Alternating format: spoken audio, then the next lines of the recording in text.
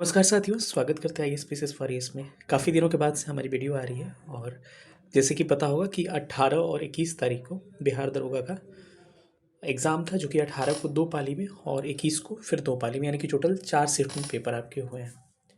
अब प्रश्न का स्तर क्या रहा, चीज़ें क्या क्या रही, सब पे हम लोग डिस्कशन करेंगे और साथ में ही बात करेंगे इसकी इस बार जो है कट ऑफ क्या रहने वाली है। हम बता दें आपको कि बिहार एसआई में या फिर आपको जो भी हम कट ऑफ प्रेडिक्ट किए हैं आज तक, पीसीएस में भी आज तक मेरा चाहे टीआरई का, आज तक एक कट ऑफ गलत साबित हुआ है 71st बीपीएससी प्रीलिम्स का। ठीक है, हालांकि सबका गलत साबित हुआ था वो।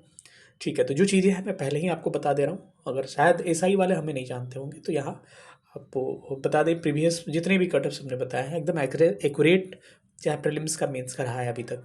ठीक है, तो जो बताएंगे अगर इतना आ रहा है तो आपको प्रिपरेशन में लग जाना चाहिए। कोई बड़ा दावा हम नहीं करते हैं, लेकिन हाँ एक अनुभव के आधार पे हम बता सकते हैं कि प्रश्न का स्तर जो रहा, किस तरह का रहा, क्या क्या चीज़ें रही, उस पर हम डिस्कशन करके एक मोटा मोटी आपको कटअप बताएंगे। इसके राउंड आ रहा है अगर आपको, तो मेंस के प्रिपरेशन में आपको लगना चाहिए।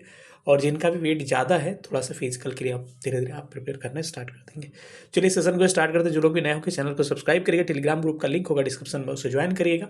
और किसी भी स्टडी रिलेटेड वीडियो या फिर आप इन्फॉर्मेशन रिलेटेड वीडियो को आईएएस पीसीएस वॉरियर चैनल को सब्सक्राइब करिएगा इसके लिए। ठीक है, चलिए सेशन को स्टार्ट करते हैं। सबसे पहले हम डिस्कस करते हैं कि एग्ज़ाम जो है आपका कब स्टार्ट हुआ था। 18 को हुआ था और 21 को हुआ था। अब कई लोग यहाँ पेपर लेवल की बात करेंगे कि सर इसका ये ज़्यादा था, इसका वो ज़्यादा था, लेकिन हमने चारों शिफ्ट का देखा तो जो लोग जिस शिफ्ट में बैठते हैं ना, उनको पेपर अपना शिफ्ट का हार्ड लगता है। ये सत्य है।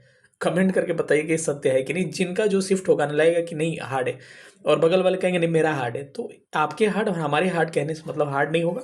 ओवरऑल हमने देखा कि चारों शिफ्ट का पेपर मोर और लेस जो है लगभग बराबर ही थे, क्योंकि कहीं आपको चीज़ें ऊपर गई हैं तो कहीं आपको डाउन किया गया है। कोई सेक्शन आसान अगर पूछा गया है, दूसरा सेक्शन वहाँ पे टफ किया गया है दूसरे शिफ्ट में, तो अब इसके आधार पे आप ये मत बोले कि पेपर आसान था इस शिफ्ट का। ऐसा कुछ नहीं है, 19-20 का अंतर हो सकता है। वहाँ नॉर्मलाइजेशन में थोड़ा सा फर्क अगर हो सकता है तो देखने को मिल सकता है, लेकिन मेरे हिसाब से पेपर जो है लगभग चारों शिफ्ट का पेपर लगभग बराबर ही था।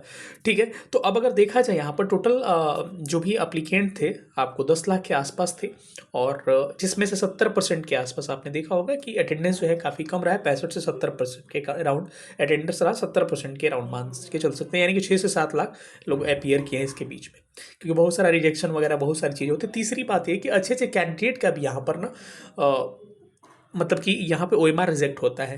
क्यों? क्योंकि बीपीएससी में क्या होता है, क्यूआर कोड स्कैन करके आपका रोल नंबर अगर गलत भी रहेगा तो ले लेंगे। यहाँ पे क्या होता है कि रोल नंबर थोड़ा सा मिस्टेक हुआ, बाहर कर दिए जाएंगे।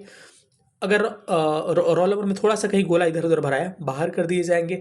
अगर आपने हिंदी इंग्लिश नहीं लिखा है, बाहर कर दिए जाएंगे। अगर आपने सिग्नेचर नहीं किया है, बाहर कर दिए जाएंगे। अगर आपका विक्षक का सिग्नेचर नहीं हुआ है, आप बाहर कर दिए जाएंगे। कोई भी अगर आप मिस्टेक कर रहे हैं तो आप बाहर कर दिए जाएंगे। तो इतने ज़्यादा कैंडिडेट बाहर होते हैं ना इसमें रोल नंबर और ये बेसिक डिटेल को लेके, तो वहाँ एक अलग से कंपटीशन कम हो जाता है। ठीक है, अगर मोटा मोटी देखा जाए तो टोटल है 20 गुना ये रिजल्ट देता है, तो 36,000 के राउंड रिजल्ट होगा। 1799 यानी कि 1800 के राउंड पोस्ट है। और अगर देखा जाए पेपर का स्तर की बात करें तो मॉडरेट टू टफ इस बार का पेपर रहा, मॉडरेट टू टफ। अब किन के लिए आसान रहा, किसके लिए थोड़ा सा टफ रहा? जो भी फैक्चुअल तैयारी करते हैं ना, बिहार दरोगा वगैरह का या फिर वनडे एग्जाम का, एसएससी वगैरह का, तो पहले क्या होता था, ये कट ऑफ बढ़ाने में काफ़ी इनका योगदान ज़्यादा रहता था, क्योंकि मतलब 80, 85, 87, 88, 90, 92 तक स्कोर ये लोग किए हुए हैं। ठीक है, लेकिन ये जो पेपर था ना, ये पीसीएस लेवल का जो तैयारी कर रहा है वो कैंडिडेट इसमें अच्छा परफॉर्म किए, क्योंकि एनालिटिकल प्रश्न थे कई जगह हमने देखा। ठीक है, तो यहाँ पर केवल फैक्ट की जरूरत नहीं थी, एनालिटिकल प्रश्न थे। आप करेंट का सेक्शन देखिएगा तो करेंट में डेट पूछा गया था, महीना पूछा गया था, पिछले 3 साल के करेंट अफेयर्स 23, 24, 25 के पूछे गए हैं। तो ये सारा फैक्टर जो है ना पहले नहीं होते थे, मतलब देखा जाए 1275 हो गए या फिर इधर भी जो हुआ एग्जाम, तो उसमें ऐसा चीज़ें नहीं थे। 1275 इसलिए कह रहा हूँ, ये बड़ा वैकेंसी वही था, बाकी छोटे छोटे वैकेंसीज तो 2 इधर आए थे। ठीक है, ईएसआई का हो गया, चाहे अग्निशामक वाला हो गया, जो भी हो गया। देखिए, तो अगर देखा जाए तो पहले प्रश्न का स्तर जो था, ये पेपर लेंथी भी कहा जाएगा, क्योंकि स्टेटमेंट वाइज क्वेश्चन थे। आप समझिए कि मैथ के भी जो 5 प्रश्न देता था पहले, तो 5 में से 5 बन जाता था, लेकिन अभी आपको 10 में पूछा है तो 10 में 10 आ रहा है, लेकिन आप नहीं बना पाएंगे अगर आपने टाइम एक्यूरेट नहीं दिया। तो अगर वहाँ टाइम देंगे तो कहीं और आपका कम पड़ जाएगा। तो स्टेटमेंट वाले ऐसे प्रश्न आज तक किसी आयोग ने नहीं पूछा। बीपीएससी पूछता था, लेकिन सारे क्वेश्चंस में ऐसा नहीं होते थे। इसका लगभग 80% क्वेश्चन मैथ्स का स्टेटमेंट वाले थे। ठीक है, तो आप ये कह सकते हैं कि प्रश्न का स्तर जो है मैथ्स देखा जाए, करंट अफेयर्स देखा जाए, ये सेक्शन थोड़ा सा हार्ड रहा है। साथ ही साथ आपको साइंस का सेक्शन भी थोड़ा सा टफ रहा है और साइंस बच्चों को परेशान किया है। तो अगर यहाँ देखा जाए ओवरऑल मिला के हम बात करें, ज़्यादा लंबा वीडियो हो जाएगा, कि मॉडरेट टू टफ नेचर रहा पेपर का। और ये पेपर जो है एनालिटिकल टाइप का पेपर था, ये वन लाइनर टाइप का पेपर नहीं था। तो अगर आपको डीप नॉलेज है उस सब्जेक्ट के बारे में, उस टॉपिक के बारे में, तभी आप बना पाइएगा, नहीं तो आप नियरेस्ट ऑप्शन जाके आप बाहर हो जाइएगा। ठीक है।